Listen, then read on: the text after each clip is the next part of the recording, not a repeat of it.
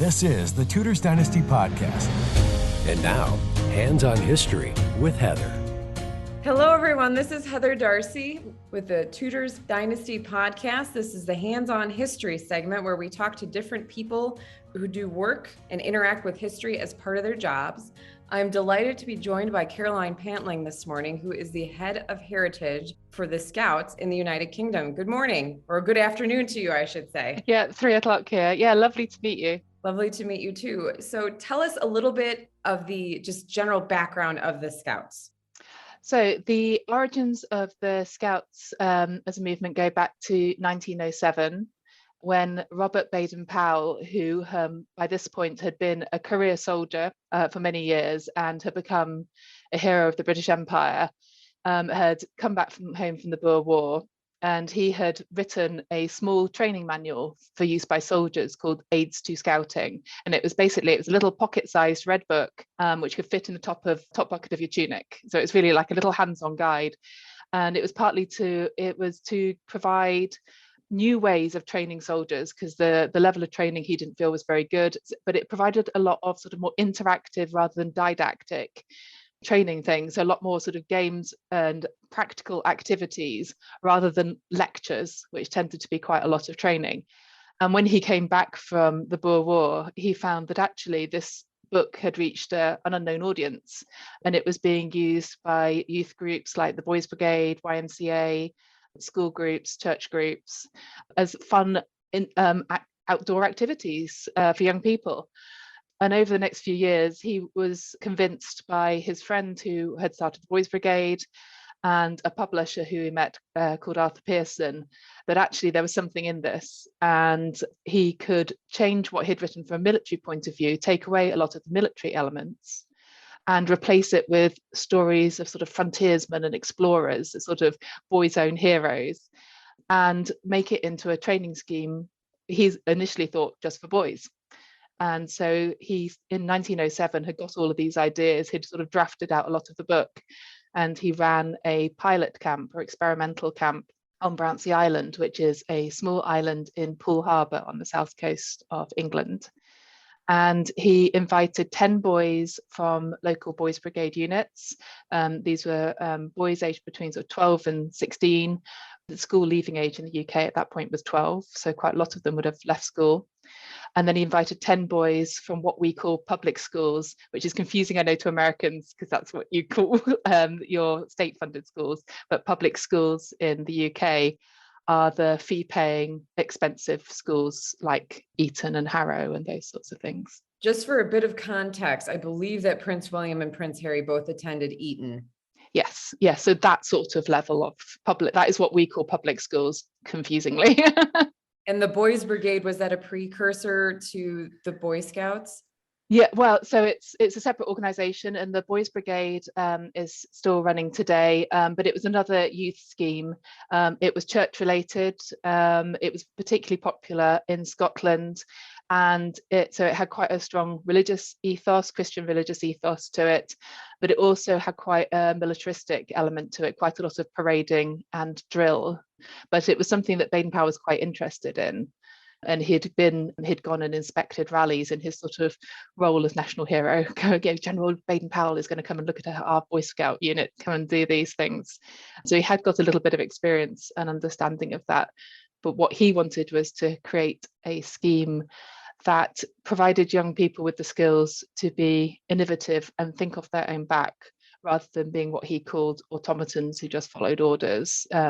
That's what the difference he saw in sort of the traditional army cadet scheme compared with the Scouts, was that it was creating people who were potentially leaders, team workers, who could think for themselves and problem solve and things like that. And I just wanted to make one more comment for our American friends. There's the Boer War, which took place, I believe, in what is now South Africa.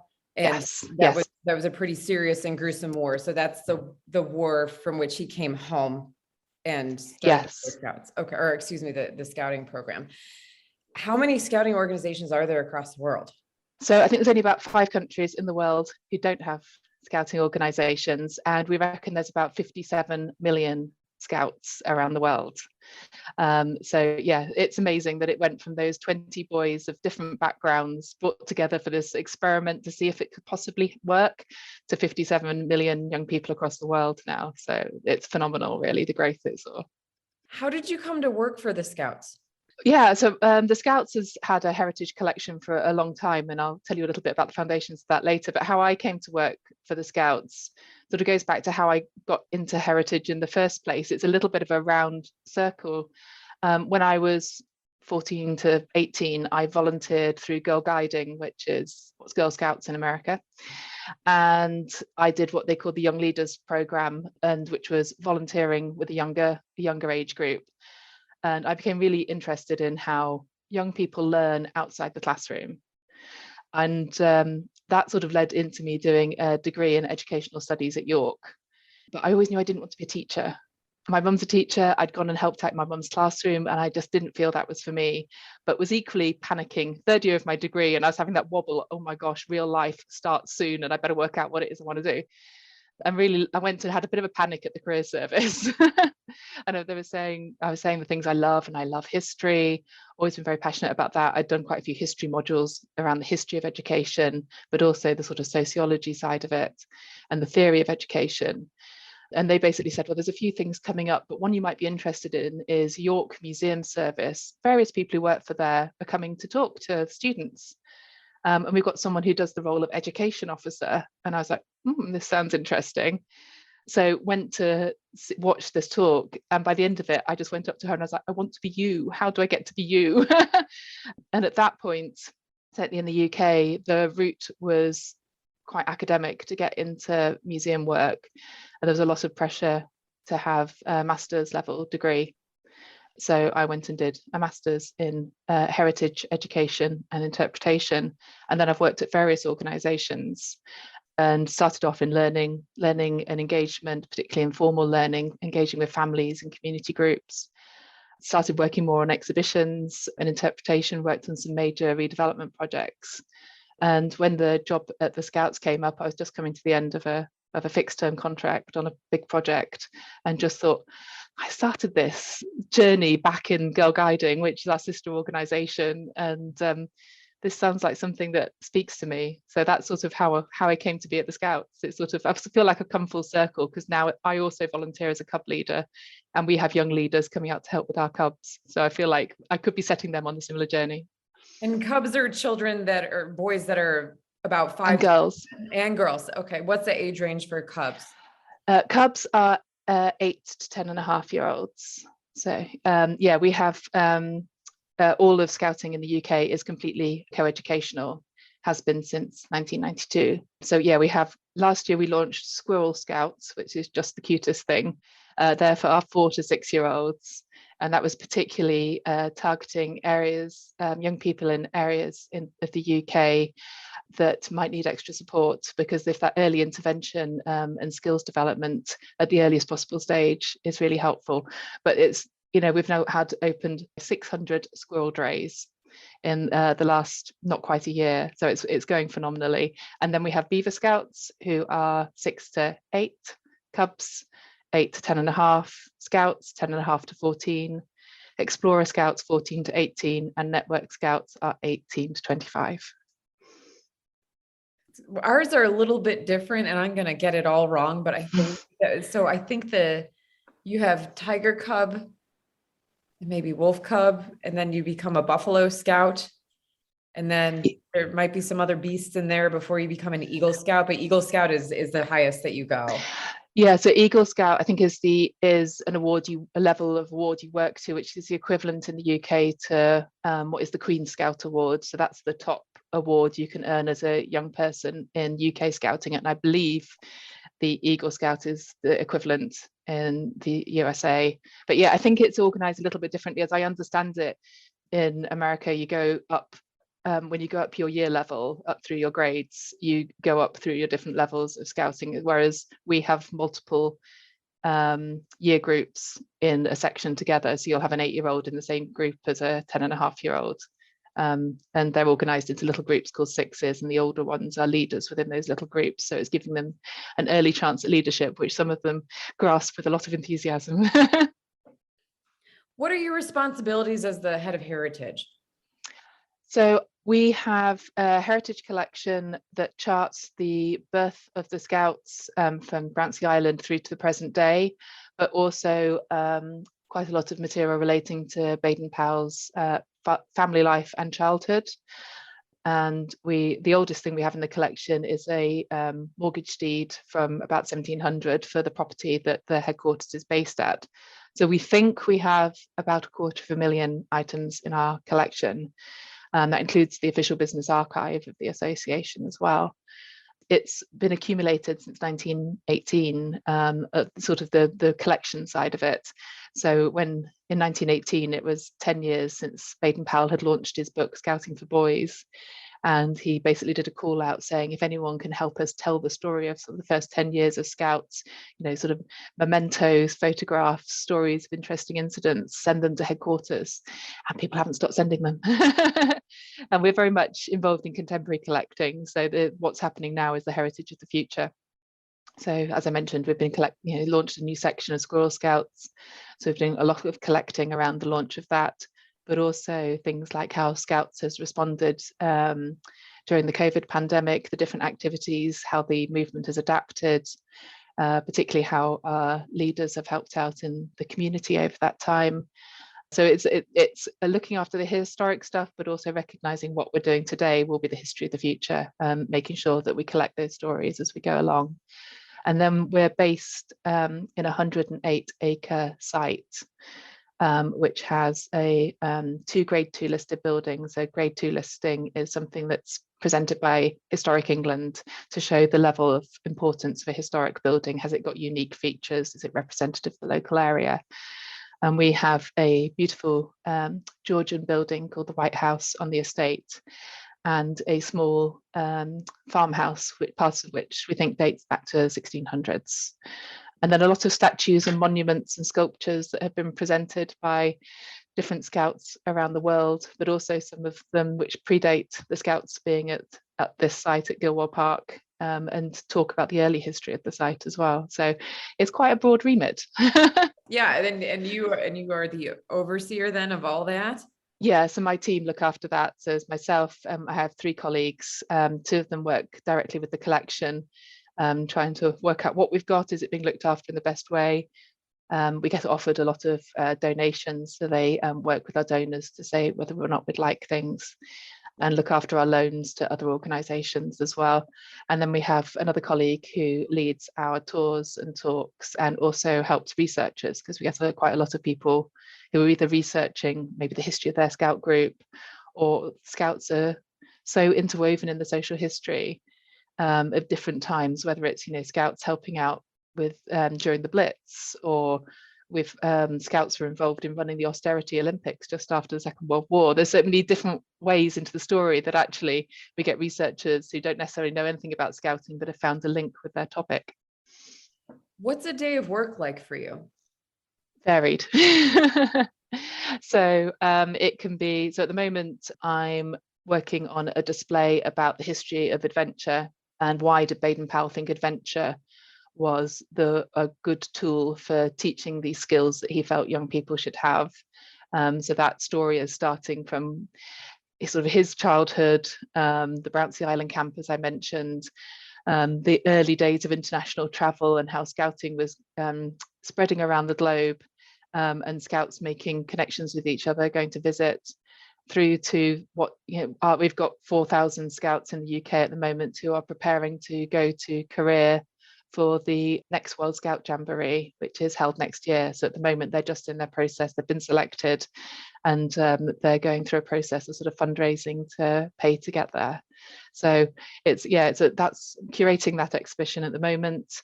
We're also doing lots of stuff behind the scenes, which people don't necessarily think of. They look at the sort of the exhibitions or the historic house you're going around, but the stuff that goes on behind the scenes. So we're looking at expanding our collection stores, because our collection stores are now too small and we need to future-proof ourselves for more collecting in the future. and updating our database. So there's quite a bit of stuff that goes on behind the scenes that maybe the public aren't aware of. When you think of working in a heritage setting, you might think of the curator or your front of house people that you meet on a visit. Is the property open to the public? So you can come and visit. We advise to contact first. So you can contact us at heritage@scouts.org.uk. And we have a heritage trail that we've just put in. So that's a big project that we started working on during lockdowns. And so we now have 29 heritage panels which lead visitors on a tour around the site and take in some of the historic highlights, and which go from things like statues and sculptures. So we have a Maori carved arch that was gifted by New Zealand Scouts just after the Second World War. They had come to France for the first peace jamboree, World Scout Jamboree, after the Second World War, and then they came to Gilwell because they'd come a long way, so they might as well stay in Europe and do a bit of exploring whilst they're here. And they presented this gate to Gilwell whilst we're there. We have several gifts from Boy Scouts of America. So we have a buffalo sculpture, because the highest level of award that adult leaders in American Scouts can get is a silver buffalo. And they presented the first silver buffalo to Baden-Powell in 1926, along with this sculpture. And we've actually used that sculpture to create a little character for our younger visitors. So you can follow Buddy the Buffalo on a little tour and just take in 10 of the top highlights if you're a younger visitor who wants a shorter route. But then the trail also takes in some of Gilwell's non-scouting stories. So we've got, during the Second World War, the site was requisitioned for use by the military because it's ideally placed to defend an area of London called Enfield, which was a huge armaments and munitions manufacturing area, but very easy to find if you're the Luftwaffe. So there were anti-aircraft guns placed at Gilwell because it's on a hill overlooking this area, and we have one of the remaining gun emplacements of that. So that's an interesting story to tell about its importance as a location. But also we have some items left from some of the Georgian families who lived at Gilwell Park. So we have, there was a family who lived there called the Chinneries. They moved in the late 1700s. Margaret and William were the parents with their 3 children, Caroline and George, who were twins, and their little boy, Walter. And they used to host the most amazing society parties, sort of Bridgerton style, sort of lots of people promenading and showing off their finery, having these wonderful country house parties. King George III visited, his son, the Duke of Cambridge, visited, lots of artists and things. No one was quite sure how they were funding this. And that's where the story gets a bit interesting, because turned out William Chinnery worked for the Treasury and was embezzling money quite freely to pay for this lifestyle. During this time, they sadly lost one of their children, Walter, and we have his memorial urn is at Gilwell Park. And then it turned out he got discovered. His thievery got discovered, and he had to do an emergency dash out of the country because this would have been treason, and he would have been executed, leaving poor old Margaret to pick up the pieces. And during this time, her daughter Caroline also became ill and sadly died. So 2 of her children have got memorials at the site.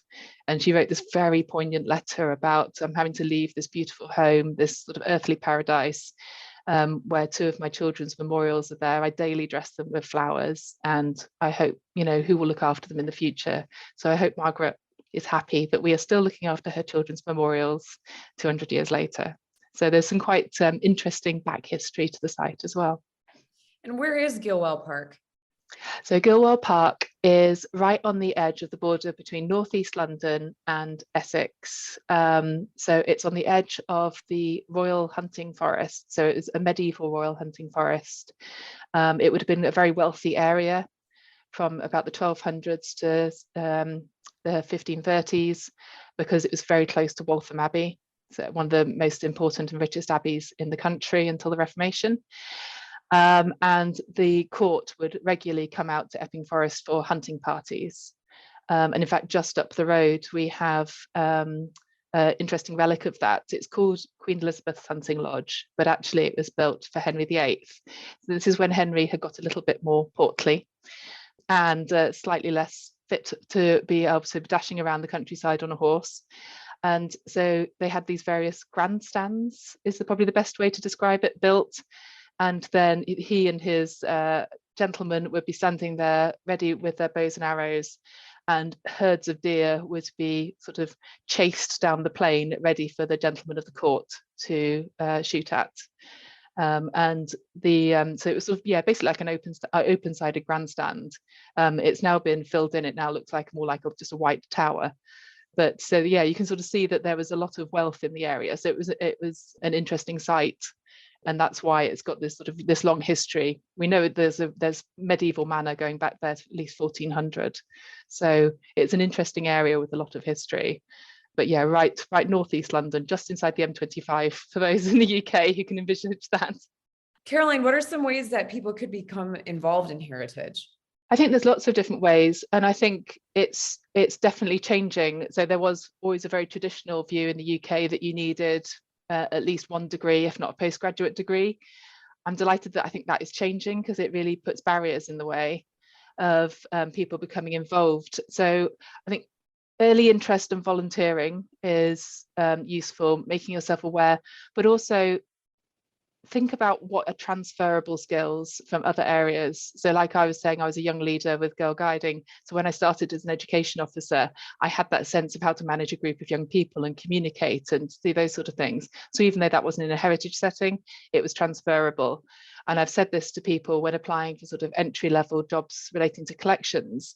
If you've worked in retail and you've done stock takes, it's not that different. So actually, don't despair if you've not necessarily got that experience in heritage, because you can say, do lots of volunteering, but for a lot of people, they need to work. There's a financial barrier there. So use those experiences that you can get and see how they are relevant to heritage. And the other thing would be, if you are looking for experience, don't discount working at asking for a smaller museum. So when I go to museum fairs for students who are looking for work placements through their courses, you always see huge queues at the big national museums, the British Museum, the V&A. But actually, if you go there, you're probably going to work in one area. And yes, you will get the prestige of saying, yes, I worked at V&A.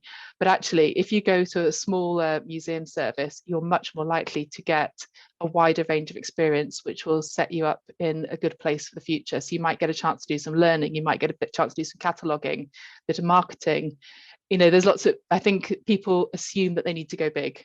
Actually, if you go for a smaller service, smaller museum, you're more likely to get a more diverse range of experience. How can people become involved with their local scouting organization? So in the UK, you go to scouts.org.uk, and there's a tab at the top of the website saying join. So whether you're a young person and then as a post or someone wanting to volunteer, and we are crying out for volunteers because we have 90,000 young people on our waiting lists.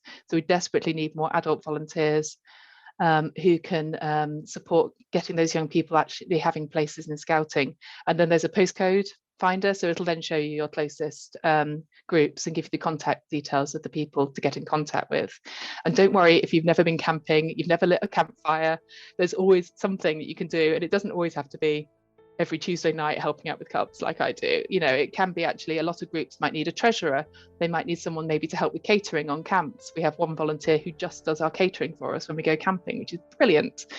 You might need someone who's a secretary, or you might have a specialist skill that you might be able to help out once a term with that particular thing. So there's lots of different ways in, and I think everyone's got something that they can offer, which would be really helpful.